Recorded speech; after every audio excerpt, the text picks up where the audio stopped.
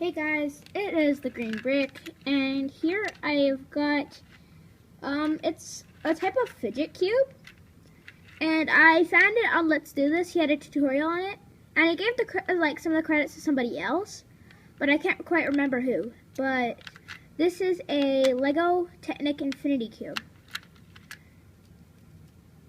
So the point of an Infinity Cube is that you could basically keep on turning it forever. So I could just keep on kind of fidgeting with it.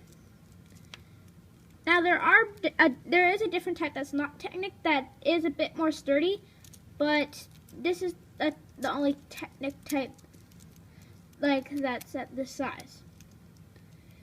And this is really cool. It's really fun to just fidget around with.